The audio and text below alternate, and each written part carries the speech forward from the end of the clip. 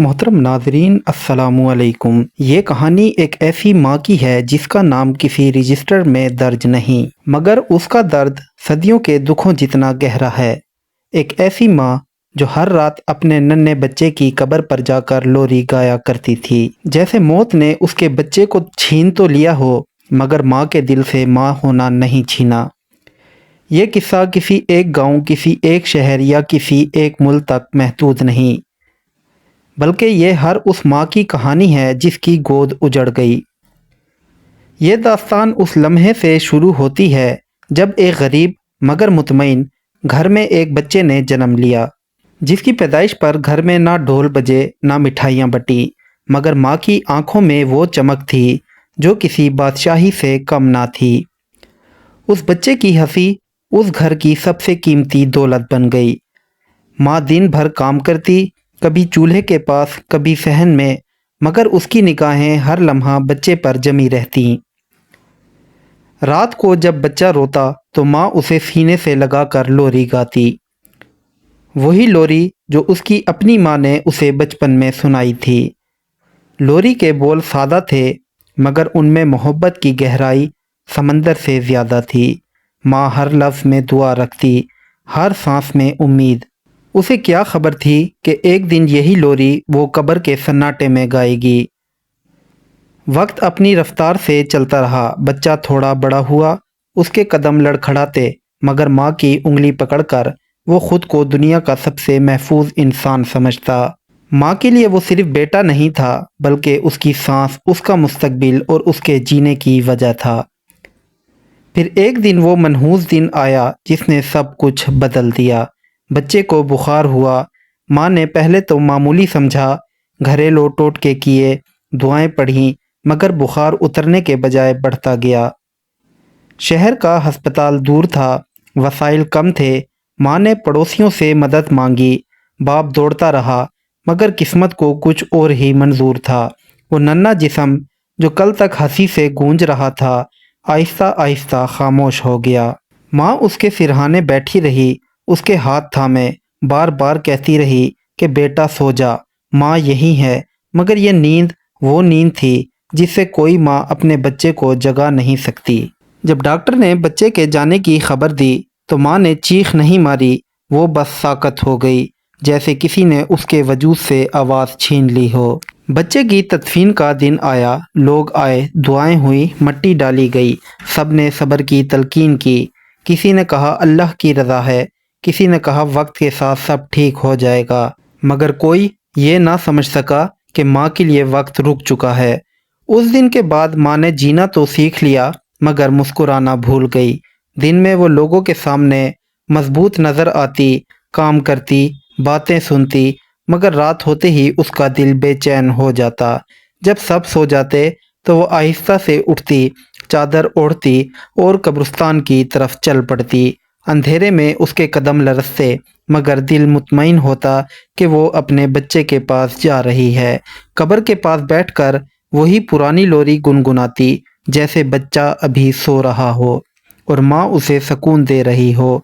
कब्रिस्तान की खामोशी उसकी आवाज़ सुनती, हवा उसके आंसू पोंछती और चांद गवाह बनता कि माँ का प्यार मौत से भी ज़्यादा ताकतवर है। हर रात वही मंजर दोहराता, माँ कभी बच्चे से बातें करती, कभी उससे शिकवा, कभी अपने दिन भर के दुख सुनाती। वो कहती कि आज तुम्हारी बहुत याद आई, आज तुम होते तो ये होता। वो कब्र की मिट्टी को हाथ लगाती, जैसे बच्चे के बाल सहला रही हो। कुछ लोग उसे पागल कहने लगे, कुछ ने रोका कि ये ठीक नहीं, मगर माँ के लिए ये वाहिद रास्ता था जिससे उसका दिल ज़रा हल्का होता। लोरी उसका सहारा थी, वो लोरी जो कभी बच्चे को सुलाने के लिए थी, अब माँ को जिंदा रखने का जरिया बन चुकी थी। वक्त गुजरता गया, महीने सालों में बदल गए, मगर माँ की रातें एक जैसी रहीं। कब्रिस्तान के दरख्त उसकी आवाज़ से मानूस हो गए, जैसे वो भी जानते हों कि ये आवाज़ मोहब्बत की है, जनून की नहीं। एक रात बारिश हो रही थी, आसमान पर बादल गरज रहे थे, मगर माँ फिर भी कब्रिस्तान पहुंची। वो भीगी, सर्दी से कांपती रही, मगर लोरी नहीं रुकी। उसी रात उसने बच्चे से कहा कि माँ थक गई है, मगर तुम्हें छोड़कर नहीं जा सकती। اس کی آواز بھر آ گئی۔ آنسو مٹی میں جذب ہو گئے، جیسے زمین بھی اس دکھ کو قبول کر رہی ہو۔ اسی رات کسی نے پہلی بار اسی ماں کو سمجھنے کی کوشش کی۔ ایک اجنبی جو قبرستان سے گزرا، اس نے ماں کی لوری سنی اور رک گیا۔ اسے لگا جیسے یہ آواز کسی زخم پر مرہم رکھ رہی ہو۔ اس نے بعد میں لوگوں کو بتایا کہ یہ پاگل پن نہیں، یہ ماں کا وہ پیار ہے جسے قبر بھی قید نہیں کر سکتی۔ یہ کہانی ہمیں یاد دلاتی ہے کہ ماں کا رشتہ صرف جسمانی نہیں ہوتا، یہ روح تک پھیلا ہوتا ہے۔ موت جسم کو جدا کر سکتی ہے مگر رشتوں کو نہیں۔ وہ ماں آج بھی کہیں نہ کہیں ہوگی، شاید اب اس کے قدم قبرستان کی طرف نہ جاتے ہوں مگر اس کی دعائیں اب بھی آسمان کی طرف اٹھتی ہوں گی۔ اس کی لوری شاید اب آواز میں نہ ہو مگر دل میں ضرور گونجتی ہوگی، کیونکہ ماں کے لیے بچہ کبھی مرتا نہیں، وہ بس ایک اور دنیا میں سو جاتا ہے، اور ماں ہمیشہ اس کی نیند کی رکھوالی کرتی رہتی ہے۔ یہی اس داستان کا سب سے بڑا سچ ہے، اور یہی وہ حقیقت ہے جو اس کہانی کو ایک ماں کی نہیں بلکہ پوری انسانیت کی کہانی بنا دیتی ہے۔ یہاں سے اس کہانی کا دوسرا باب شروع ہوتا ہے، وہ باب جہاں ماں کے دکھ نے صرف آنسوؤں کی شکل نہیں رکھی بلکہ آہستہ آہستہ ایک عجیب سی خاموش طاقت اختیار کر لی۔ وقت گزرتا رہا اور گاؤں کے لوگوں نے محسوس کیا کہ وہ ماں اب پہلے جیسی نہیں رہی۔ اس کی آنکھوں میں اداسی تو تھی مگر ساتھ ہی ایک عجیب سا سکون بھی آ گیا تھا، جیسے اس نے اپنے درد سے سمجھوتا کر لیا ہو۔ وہ اب بھی دن میں کام کرتی، لوگوں کی مدد کرتی، مگر رات کو قبرستان جانا اس کی زندگی کا ایک مستقل حصہ بن چکا تھا۔ فرق صرف یہ تھا کہ اب وہ روتی کم اور باتیں زیادہ کرتی تھی۔ وہ اپنے بچے کو بتاتی کہ آج گاؤں میں کیا ہوا، کس کے گھر خوشی آئی، کس کے گھر غم۔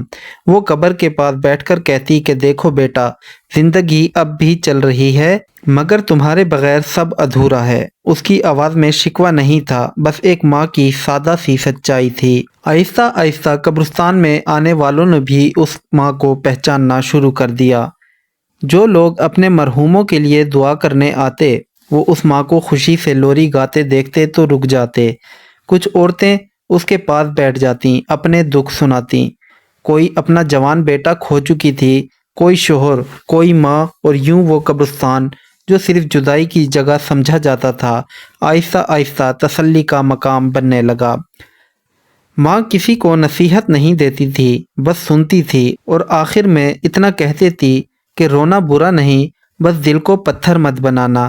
اس کی باتوں میں کوئی فلسفہ نہیں تھا مگر اثر بہت گہرا تھا، جیسے دکھ کے اندھیرے میں کوئی دیا جل گیا ہو۔ ایک دن گاؤں کے امام صاحب نے اس ماں کو بلایا۔ لوگوں کی شکایت تھی کہ رات کو قبرستان جانا مناسب نہیں، مگر امام صاحب نے جب ماں کی بات سنی تو خاموش ہو گئے۔ ماں نے بس اتنا کہا کہ میں کسی کی روح کو نہیں جگاتی، میں تو اپنی روح کو سلانے آتی ہوں۔ یہ سن کر امام صاحب کی آنکھیں بھیگ گئیں۔